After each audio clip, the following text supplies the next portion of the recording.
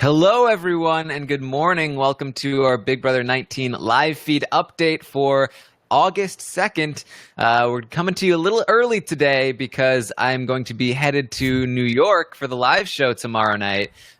So we're getting this in as early as we can. It's 9 a.m. here, but I've got a great guest for you, Pooya. How you doing, Pooya? I'm good, Taran. I gotta say, man, thanks for having me on all these weeks. It's lovely to, be received with such open arms and not Heisman. So I truly appreciate it. You're welcome. All right, let's get straight into this. There wasn't really a whole lot yesterday. Basically, all the drama is kind of over. They were essentially warned, don't do any more of this. And I think they've taken to that warning. So we start the day off, Paul talking to Elena, saying, hey, Elena, yes, Jessica did actually throw you under the bus a bit. She implicated you in your machinations. So watch out for that Jess. She's evil. Right, Pooya? Yeah, I mean, last week or early last week, the word of the day, the teachings of Paul was pivoting. Yesterday, it was implication and implicating. And he banged the implication drum, and Elena's, following suit with it right now. So, it's been yes. going well. Elena still feels pretty loyal to Paul, still wants to go with Paul. So she's happy to accept the implication, but she still likes Jessica, and she still talked to Jessica afterward and was like, don't worry about it. It's fine. We're still good. Elena's still trying to play both sides here and stay good with everyone, especially because I think she genuinely likes Jessica and she doesn't want to shun her or anything, but she just feels like she has to work with Paul.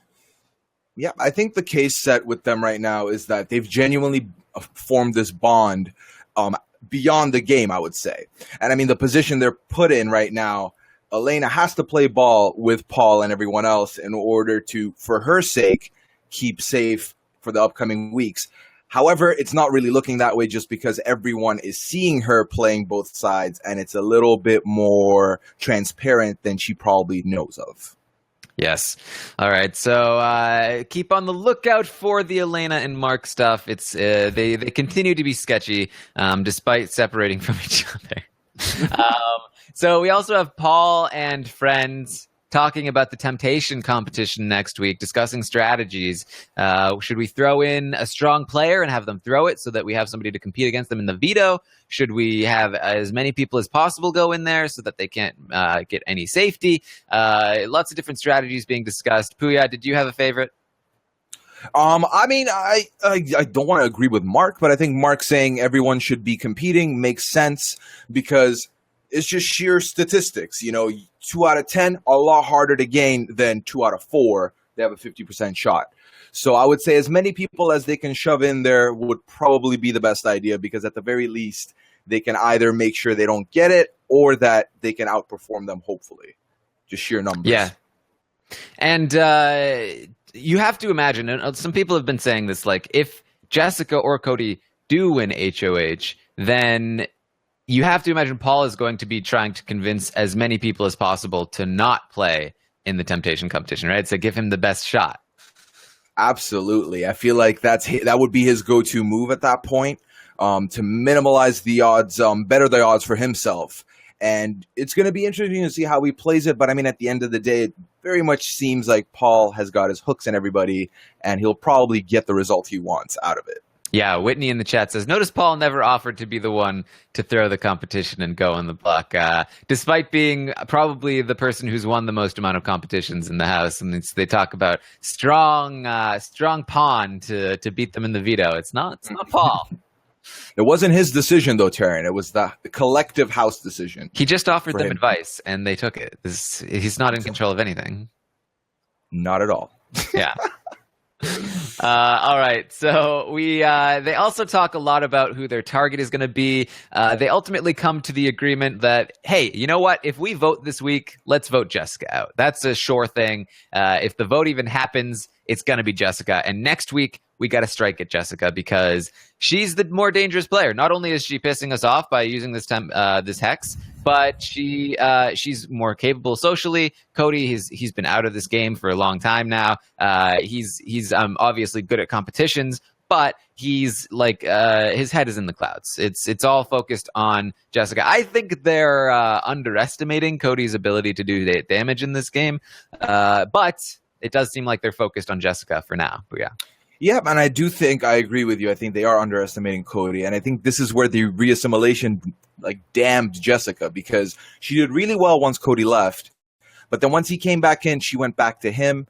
And with all the events that transpired this week, the amount of salt in the wounds of everybody when she uses this hex, it's at this point they just want to get her out to spite her using that hex. Because she didn't listen to the collective thought, and did not go through with not using the hex.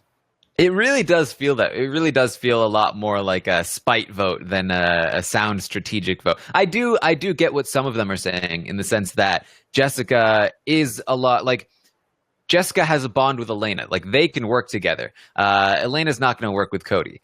Mark is probably going to work with either one, so it doesn't really matter which one goes and which one stays. The only thing is, Jessica has this vendetta with Alex, which has always worked in Paul's favor, and he'd be losing that. And, you could theoretically see Cody decide, you know what?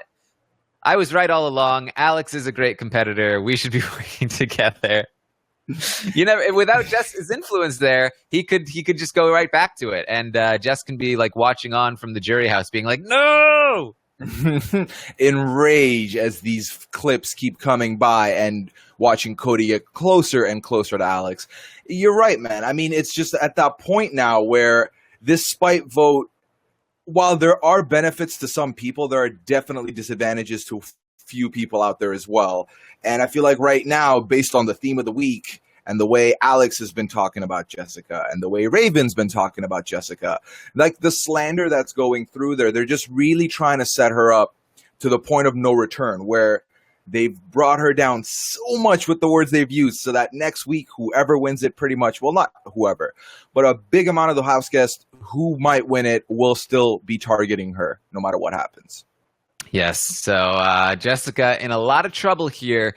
I think using the hex was the right move, but the way she's gone about it has just been like teasing them every step of the way. Like, I might use it. Oh, no, not going to use it. And I'm going to rub it in your face that I'm not going to use it.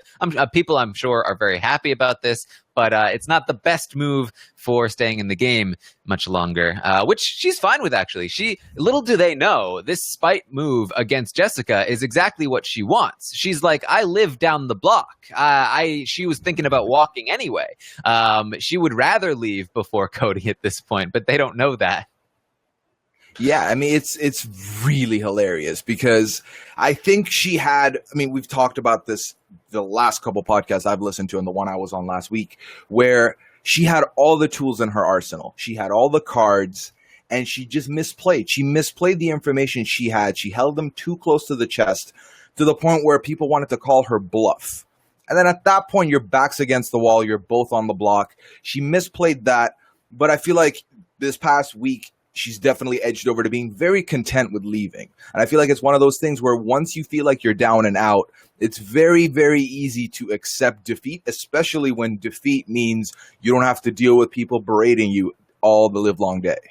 Yeah, and it seems as though one of the reasons why she's not walking yet is because she does kind of expect that she will be evicted soon. Like, what she was saying was like, I'd rather stick it out until I get evicted, which will probably be soon. But, people, they rally. And I think that if she gets some more taste of power, then she might be like, wait a minute, no, I don't want to leave. I don't want to be evicted. I want to keep going. Yeah. That's all it takes, man. One win can just turn the mentality right back around for them. Honestly. Yeah, very much so. Yeah, they get that taste of power. Just getting that taste of putting two people that aren't with them on the block and watching them squirm and fight against each other will be enough for them to want to taste victory again and go for the gold. Yeah, especially if she actually does manage to get Paul out, because that really does open the game up. And now all of a sudden you've got Elena and you've got Mark, and there's less people in the house. So 4 is a pretty decent number with some good competitors on your side, and Twist still helping you out. So it's pretty good. It's a pretty good spot to be in. All right, so Christmas had a talk with Paul about Mark and Elena. She feels like Elena she's felt this way up to this point. She still feels this way, that Elena had been giving Jessica some answers to the when they were studying, that Elena was helping Jess out, and she feels like Elena is playing both sides. And she feels like Mark is playing both sides. He can't be trusted. Christmas really trying to make sure the target stays on Mark and Elena. Paul's fine with that. He's kind of vouching for Elena, but he's fine with throwing Mark under there. But Jess seems to be leading the charge within that group of setting other people up as targets right now. She's very much like under Paul's tutelage, trying to set up different targets. Yeah, I mean, this is where so-called knowledge that Paul's been dropping on them and the guidance he's been giving them from week one is kind of coming into play, where you see some people starting to put pieces together, starting to try and set themselves up for the long haul. And Mark and Elena, I mean, she's not wrong. They are definitely in the middle. They're definitely going to go wherever the power goes next week. Whether it's Cody, Jessica.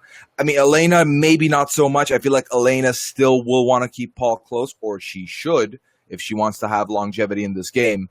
But Mark definitely has made it very clear, talking to Cody and Jessica, that he is with them. And if he wins, he is actively not going to be putting them on the block. Yes.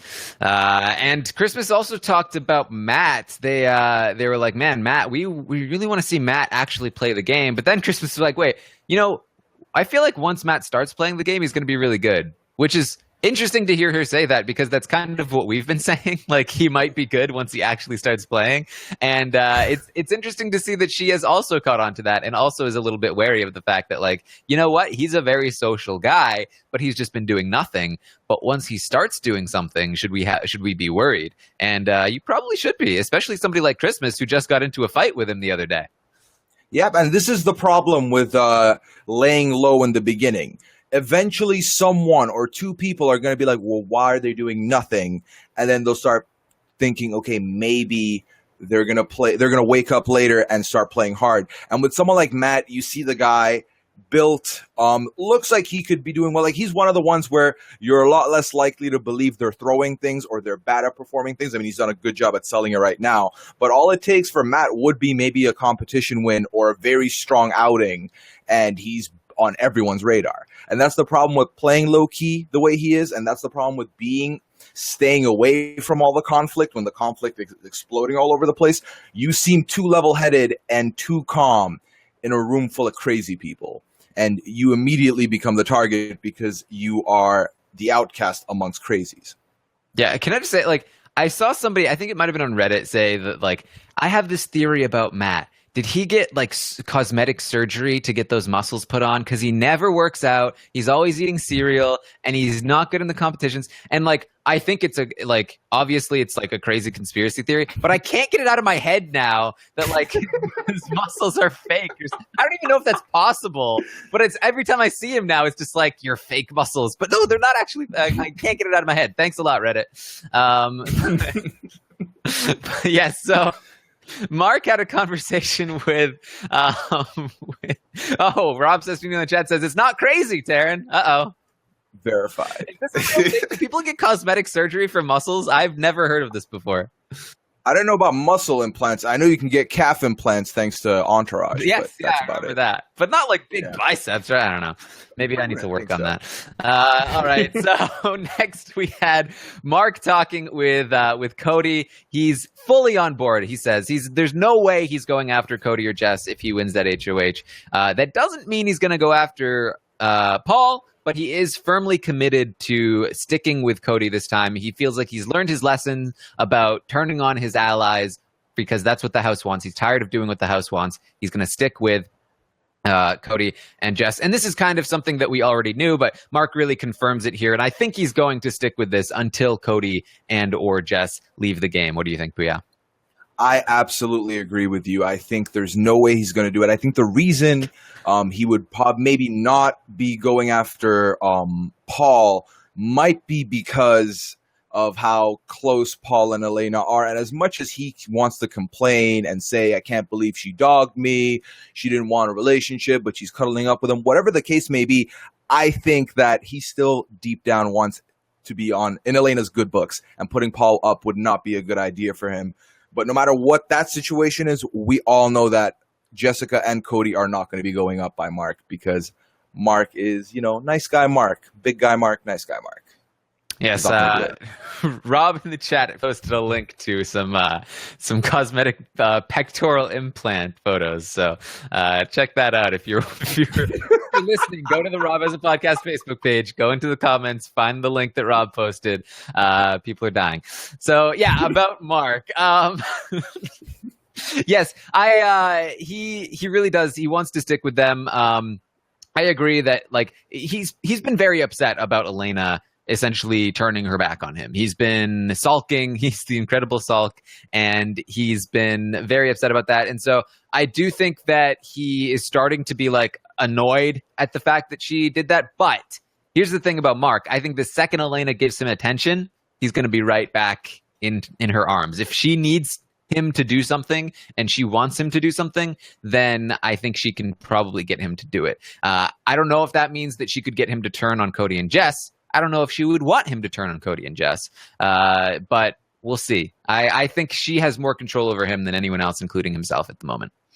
I think so. And I think if Elena is truly the person I think she is, I think if there's a situation where Mark does win, she'll probably still keep it at the same level she is. She will not try and manhandle his HOH and get the results she wants. She's going to know she's in the good books. If he wants to keep Cody and Jess, why not? It helps her cause, and at the same time, all the bullets are going to Mark and not her if she keeps the facade up that they're distant. Yes. All right. So we also had Paul talking about, what happens if Jess or Cody wins HOH. They're probably going to put me up. Who are they going to put me up with? He thinks probably Raven, and he's kind of planning on that. He's thinking, all right, if I get put up against Raven, who are my votes? He's already counting. He's already preparing to take Raven out. And this is, again, something that we talked about over the course of the last few updates and on the roundtable, where I think if Paul goes up against Raven, he's probably safe. I think Raven actually goes home there, and he's already preparing for that outcome. Raven obviously is not. But he could find himself up on the block against Alex, because we know that that is certainly a possibility, and that would be pretty bad for his game because he's not preparing for that. And I don't think he realizes that Kevin and, Kevin in particular would probably choose Alex over Paul, but that's not a given necessarily. I think he will. Do you think he will? I did think he would until a conversation he had with Jason yesterday where he said his final five, or he read off a final five, and it was him, Jason, Paul, Christmas, and Josh. When I was like, well, where's Alex in that equation? But at the same time, he's been getting closer and closer. His bond with Jason, I think, is the most underrated connection in this house right now. And I think if this bond is going to come into fruition, then that's when Jason needs to step up, or will step up and keep Alex over Paul, or will talk him into that. So it'll be very interesting. I think if it's Alex, we're in for a very interesting ride to see if the votes are there. If it's Raven, I genuinely do see Paul being safe and Raven taking the boot. I just saw this comment in the chat from Charlie. The greatest trick the devil ever pulled was convincing people he wasn't Paul. Oh my God. Yes. And Charles in the chat also points out Alex still thinks Kevin is sketchy. That's very true. Kevin, that's a bit of a blind spot for Kevin. I'm still worried about that, but I think you're totally right. I think the relationship he has with Jason is the strongest connection he has, and I think he will stick with Jason no matter what. And I also think that's something that people are underrating Jason on. He has really great bonds. He's got Kevin really strong. He's got Alex really strong. If Alex had to choose between Paul and Jason, I'm not entirely sure who she would choose. She's told Jason some things that Paul told her not to tell him. So, Jason is in a really good spot, and nobody sees it. Nobody in that house sees how good Jason has it right now. So watch out. And he even has a decent working relationship with people like Mark. And even Cody respects him to some degree. So, man, I really like what Jason's doing. I also like what Kevin's doing. I don't like the blind spot with Alex, but I do think Kevin ultimately sticks with Jason, who sticks with Alex. So watch out for that, Paul. That's Paul's blind spot, man. The Kevin, Jason stuff. Paul is just really blind to that. Yeah. All right.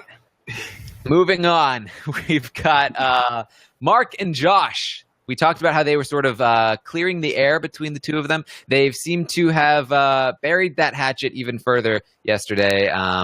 Like apologizing. Josh is saying, "I'm not gonna terrorize you anymore. I'm not gonna isolate you anymore. I'm not gonna do any of these things. I've respect for you. I have more respect for you now. I still think that what you did to Dominique was messed up, but like we're good for now." And this is like Mark has tried to apologize to Josh many times, but apparently what you need to do with Josh is like get him to hate somebody else more, and then just like wait until he decides to forgive you.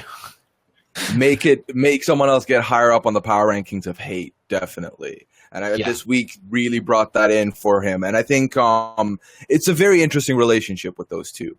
I feel like I would be in stitches if 2-3 weeks down the line, these two are a pair and actively working together. I would love to see that come into play. It would just be weird to watch. The segments would be ridiculous. And there's just two big guys, emotional guys. It's funny. I like them both. Not so much Mark, actually. I take that back immediately after that statement. What am I saying? Anyways, not feeling Mark. Love Josh-ish. Let's move on. Yeah. I could see a thing happen where, like, you know, Jessica and Cody take out Paul next week by a miracle, unintentionally put him up against Alex, which is unintentionally the best move, and Paul goes home, and then Christmas goes home, and then Josh doesn't really have a close ally anymore, and then he goes to Mark and he goes like, "Let's be the Renegades. Let's hook up and pretend that we don't like each other," and then nobody will see it coming. I mean, Josh already wears the red bandana. He yells in the diary room. He totally wants to be Dan Giesling, so let's make it happen. Josh and Mark. I mean, if the bandana fits, yeah, then we're good. Yeah. And going back to Jason, Charles also points out even Christmas seems to like Jason, and that's really true. Like Jason kind of hates Christmas, and Christmas likes Jason. And so again, that's very telling.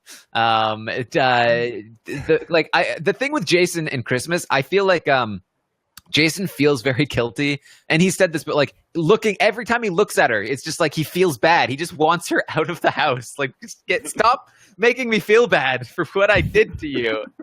Not able to. Go ahead. Oh no, that was it. Yeah.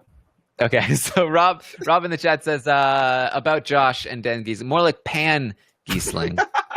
Yeah. Rob with the great pun game in the chat today. Oh, he's on fire. He's on fire. Yeah. All right. So, Pooya, was there anything else that we need to talk about today before we wrap this up? Not really. I mean, Matt, Raven, and Christmas talked about the hex a bunch. Christmas believes that there's some kind of curse to come with this hex that they're not being told, that they're in the dark about, which... Come on, Christmas! Like all the cards are on the table, and like Matt, for a while there, it looked like they wanted Matt, or Matt himself wanted to kind of talk to Jessica and Cody, and then he was like, "I'm gonna see how the day goes." Ultimately, nothing comes of that, and then Josh. Funny thing was, Josh goes up to Paul and goes, "I want to talk to Cody," and Paul's like, "No, like stop! Don't humor them. Leave them alone. Let them stew. Like there's nothing good that can come of this." And Elena was there at the time too. And Josh was basically saying, I just want to sit down and say, what do you have against me? And in my head, I'm like, I'm pretty sure we've seen this go down week 2. I'm pretty sure you went up to him and said this and nothing came of it. But they ended up talking him down. And I think that's the funniest thing for me is Paul's got a lot of pull. And I think this week we've kind of seen him use his pull a little bit for evil, not so much for the good of his own game, just a little bit malicious. We've seen the stuff go down over the weekend and like the past couple days. And it's gotten to a point now where someone like Alex is just in such hatred for Jessica. Yesterday, no one said anything to provoke anybody, and Alex is just spewing out the mouth, saying anything she can. And I think it's just, for me, it's going to get very interesting moving forward now.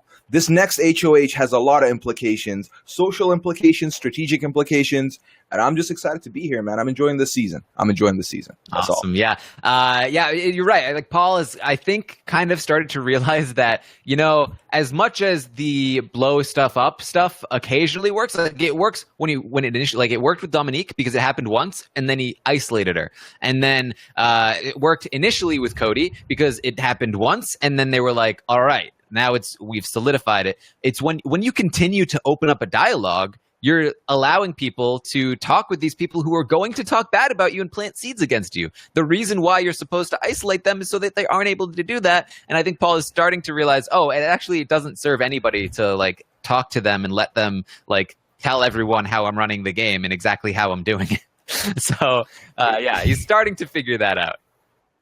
Yeah, exactly. And I feel like he's going to do everything he can to prevent them from winning HOH. And actually, one more thing before we leave, it's looking like people want to throw it to Josh if Jess and Cody happen to lose the HOH.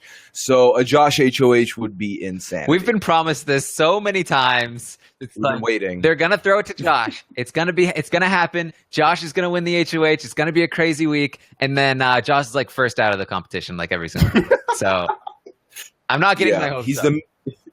the meatball that was promised. Yeah, and I think that was another. They keep talking about the hex. Like Paul is just like convinced like it's a hex. A hex is always means that something bad has to happen with it too. Like not just realizing that like it's just an alliteration. Like and like they don't realize that the bad thing that came with the hex was the backlash they received from their fellow house guests. Yeah. All right, that is our update for today. We will be back tomorrow, hopefully. We'll be at Podcast House in New York City. We will come to you live from Podcast House to give you an update on the live feeds. And tonight, I believe Mike Bloom will be filling in for Rob to talk with Ronnie and Melissa, I believe, about the Wednesday night episode. And tomorrow night, we will be live in New York City with Eric Stein and Johnny Mack. It's going to be awesome. Looking forward to it. And, of course, we will be back Sunday night to recap everything that happens then after the West Coast airing. And, of course, check out The Taran Show with Ian Terry. Getting some great feedback. I had an awesome conversation with Ian. Lots to talk about with Ian. It was an interesting conversation. Got some more on the way for you on The Taran Show. And I also just recorded the American Ninja Warrior podcast with Lita. Should be out today. So enjoy it all. Enjoy it all. All right. Thanks for everyone for joining us. We will see you next time.